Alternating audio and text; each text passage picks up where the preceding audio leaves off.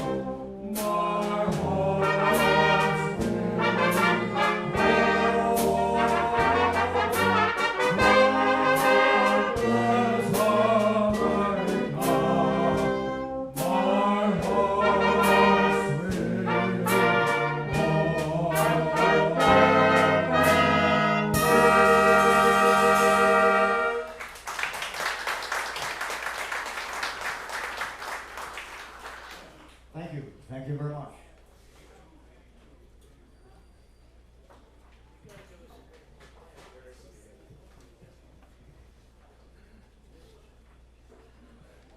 The word Yankee was in use by the British Army prior to the American Revolution.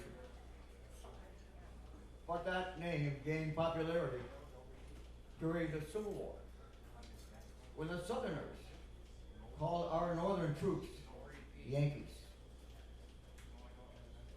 So here we're going to salute a Yankee Doodle Boy featured hiding on the vocal.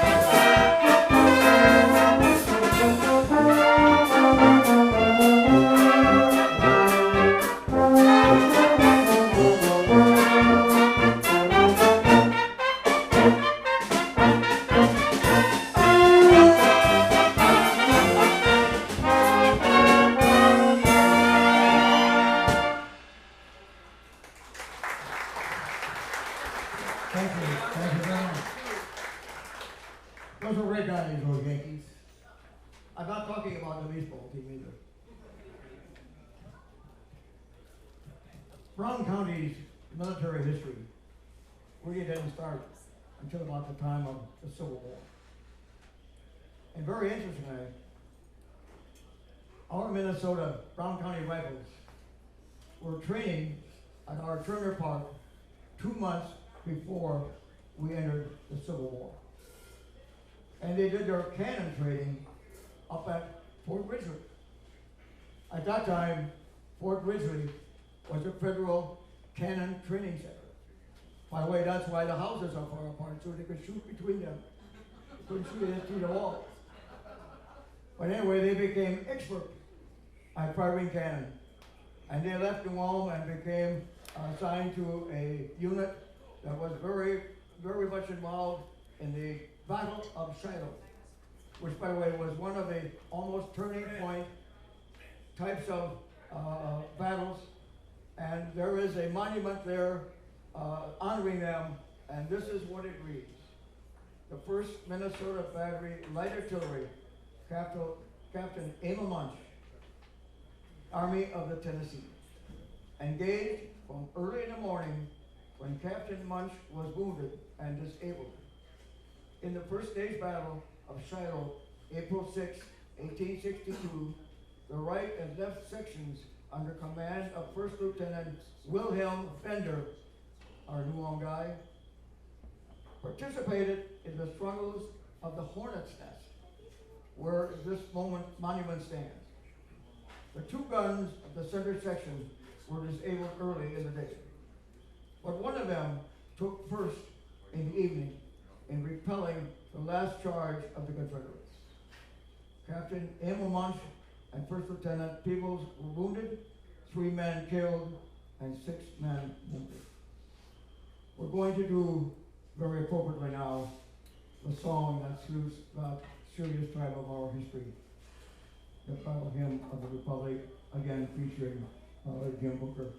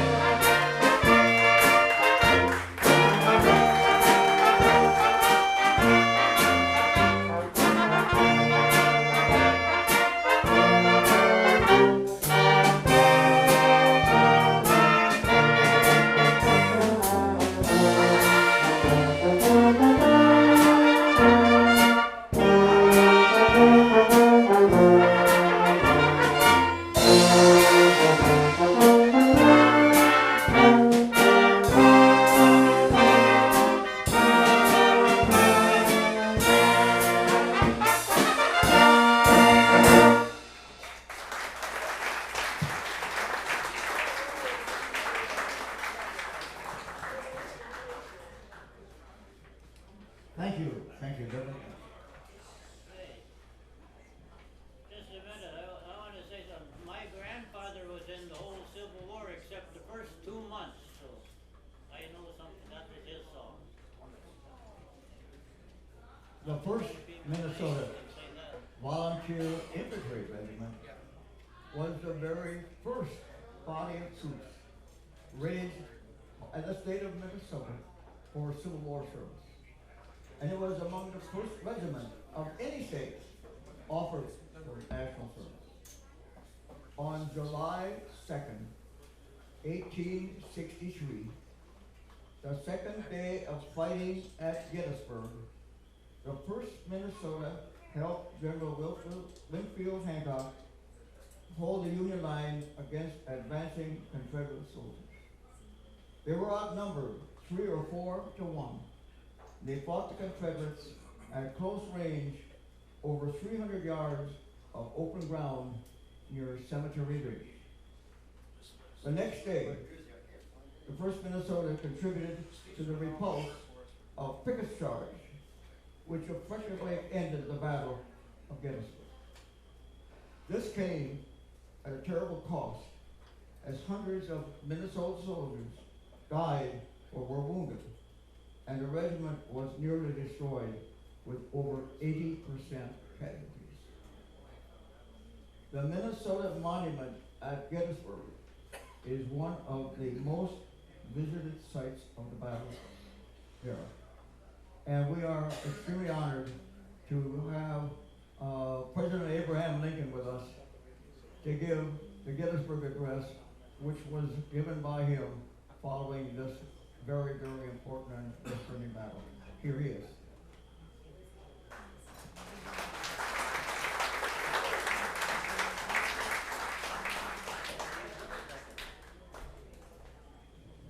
Thank you, sir. And I'm going to be assisted by this wonderful lady who is going to do my words in American Sign Language.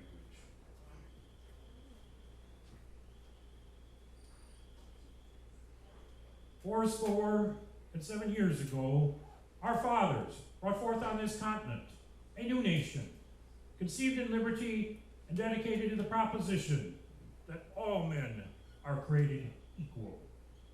Now, we're engaged in a great civil war, testing whether that nation, or any nation, so conceived and so dedicated, can long endure. We are met on a great battlefield of that war.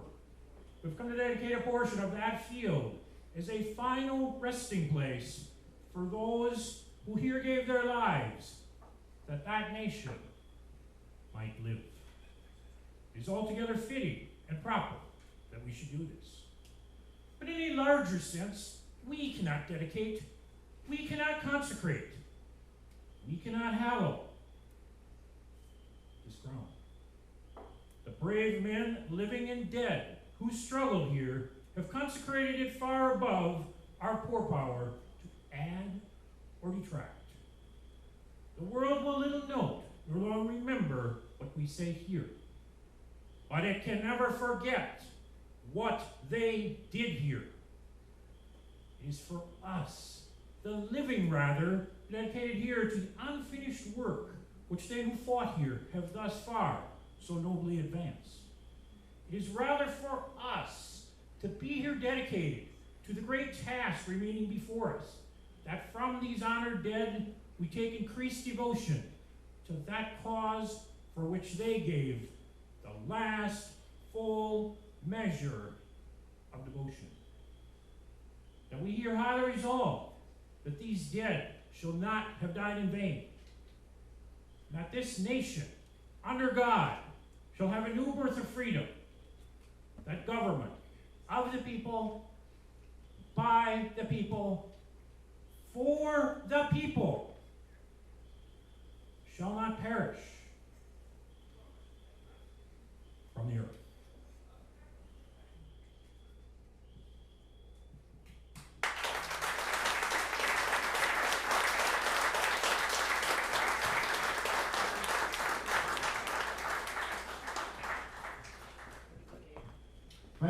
Thank you very much. Mr. Bryce Denzel from Mankato. That's just a great job, and I can thank you very much for participating with us. Another interesting story, and we're going to jump ahead now to World War II. I was fortunate enough to actually know 2 Civil War veterans. I knew quite a few First World War veterans, and I was involved in the Second World War. And I visited Washington, D.C., USO, one Saturday, and I sat down at a table with a bunch of other GIs, Navy and Army and on. And where are you from? I said, Newell, Minnesota. I said, never heard of it. Well, I went over to the jukebox, and I put in 2 nickels, and I played 2 numbers by the Whoopi John Band. And when I got back to the table, they all said, well, we love that music, we know it, we heard it all over in Europe and in South Pacific. It was part of the Armed Forces Network that were recorded and loved by our troops and our sailors all around the world. And so with that in mind, I think it is very right and proper that we salute that beautiful band with their theme song. The name of the song was American Waltz, which he named after his grandmother, who gave him his first button accordion. Here is the beloved American Waltz.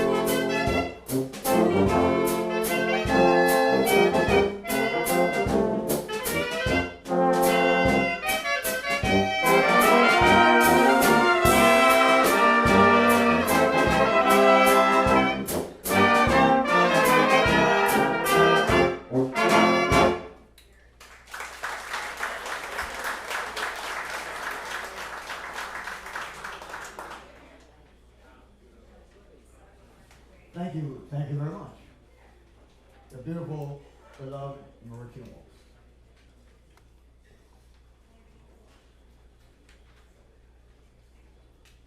Before we proceed into saluting the individual branches of our great military forces, there's a particular number that I adored when I served. It's a hymn. It's called the Navy Hymn. What else? Well, we're going to have Heidi do the Navy Hymn for us. And please stand when your branch comes up so we can be honored.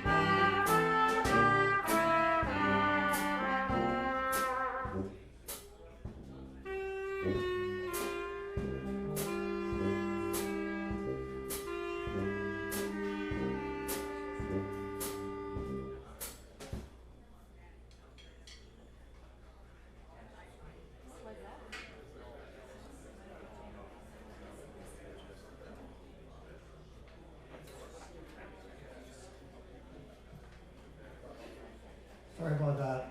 I think we had a mix-up. We've got some substitutes here tonight too, so don't blame the good guys.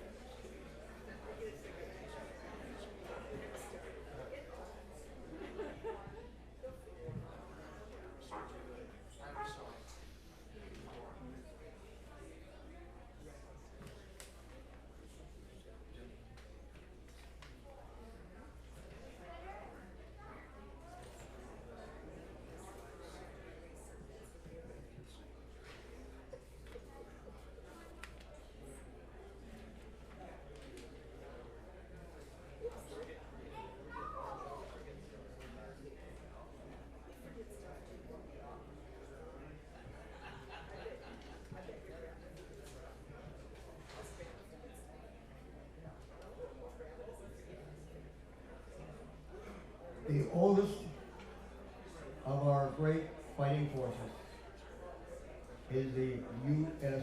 Army. Founded on June 14, 1775, 1 year before the Declaration of Independence. In Minnesota, our Minnesota National Guard was, in a sense, founded by a New Ulm Civil War veteran, General Joseph Bogler. Here is our salute to the United States Army with their theme song, "The Caissons Go Rolling Along."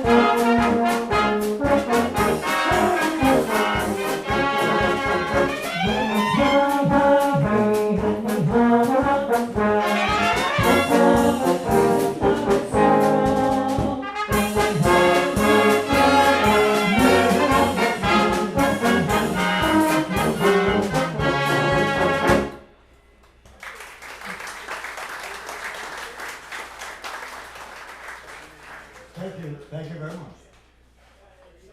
Great to see the Army guys standing up. Great.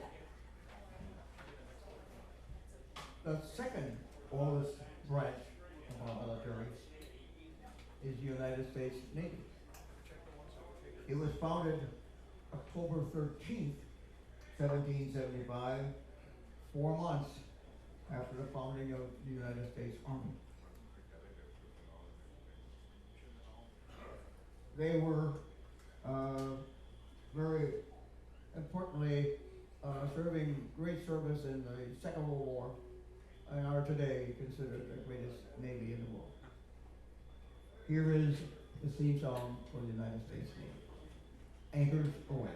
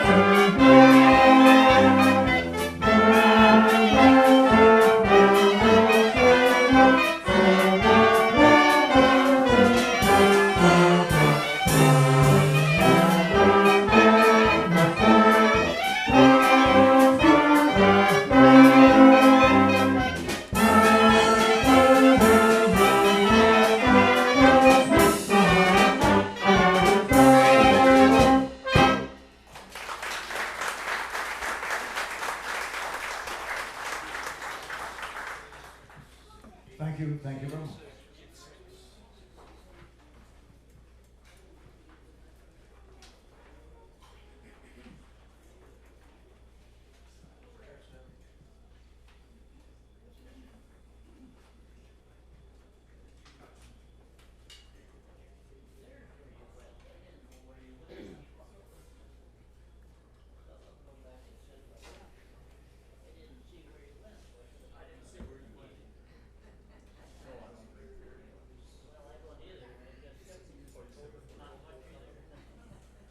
I think it's a good time to think about a couple of slogans.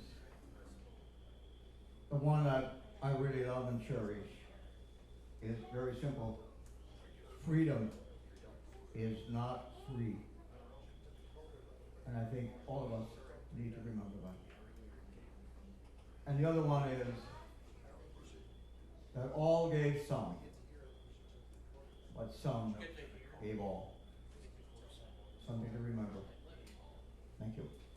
And now, not quite a month after the founding of the United States Navy, on November 10th, 1775, our U.S. Marine Corps was founded as the Army for our Navy. Back then, ships were all made of wood and very costly. Back then, it was more important to capture a ship than to sink it. Naval ships would try to go alongside the enemy ship and board it with armed men and capture it. And so that our Navy sharpshooters who were atop the main mast would know who not to shoot at, Marine officers to this day have a rope cross atop their caps that identifies them as, I am American, I'm not an enemy. This tradition really continues, and it is an interesting one when you see your next Marine officer. By the way, I believe we have a Marine centurion with us. I believe Paul Bojan, who served in World War II, is here, and congratulations, his 100th birthday next year now. Great to have you with us, Paul.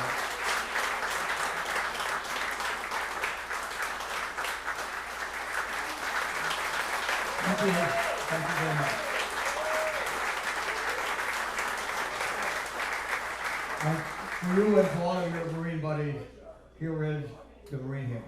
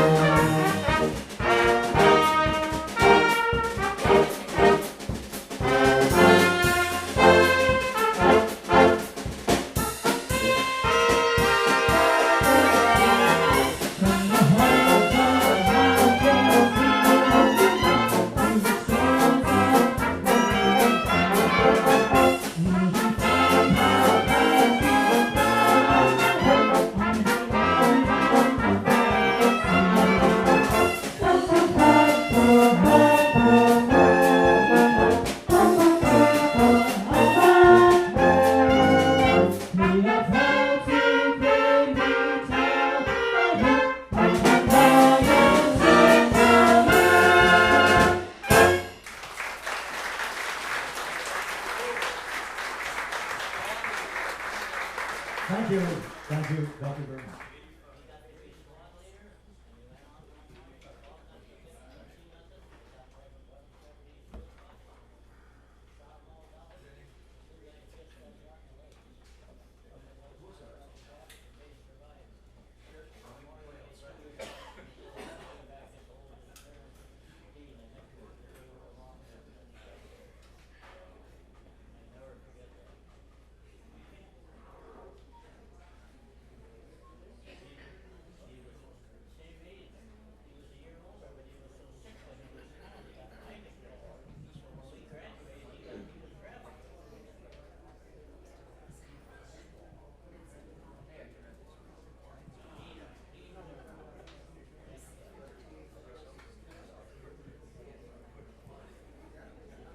Years after our Declaration of Independence, the United States Coast Guard was founded on August 4th, 1790. Its purpose was to protect, and is to protect, our coasts, but it also became part of our military during times of war. They have a beautiful theme song titled Semper Paratus. We'd love to do it here for you now. Semper Paratus. Always ready.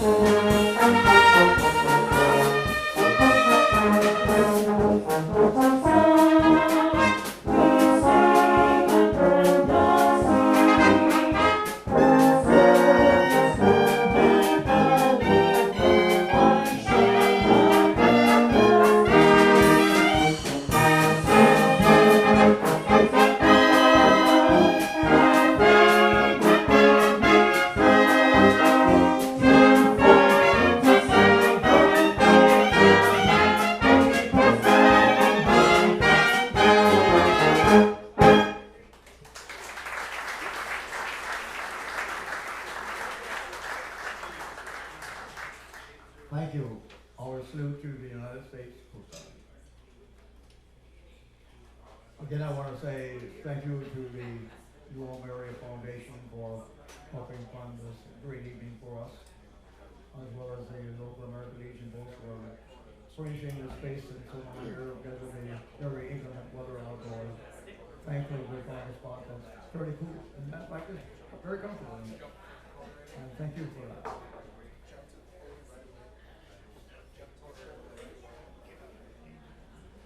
Our latest branch of the military, no, that's not really correct. There is a new one now called the Space Force, which was founded 2 years ago by President Trump.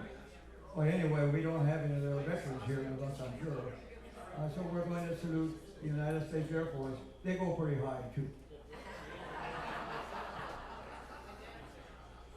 After World War II, on August 4th, 1947, the Air Wing of the United States Army was detached to become a separate military branch, the United States Air Force. What would be more proper than the title of their theme song, Off We Go. Here is Heidi saluting that great Air Force of ours with their theme song.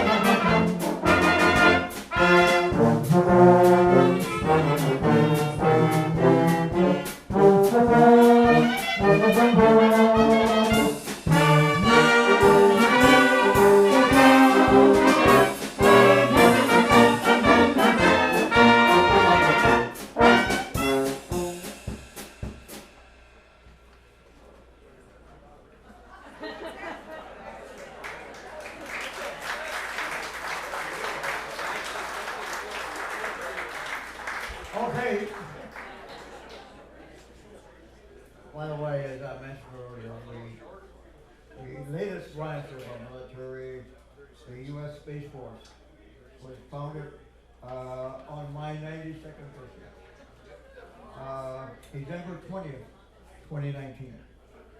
And I'm sure that as time goes on, we will have some important news coming out of the space station and very many exciting ventures in places we don't even think about.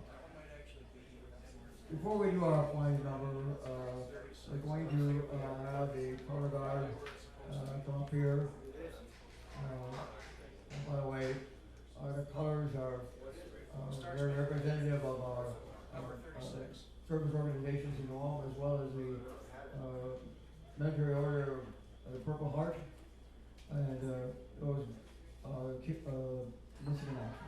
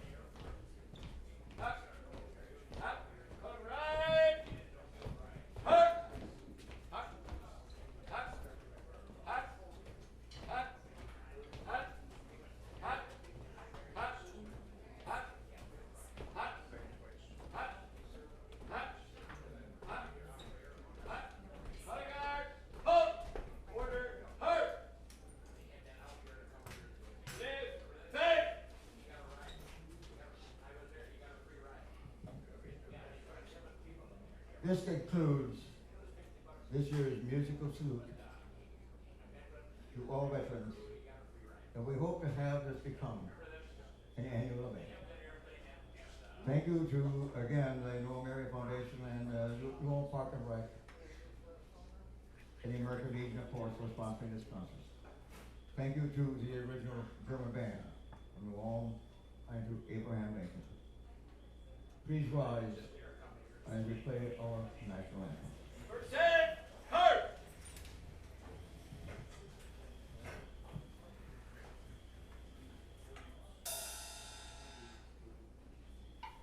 Please everyone sing along.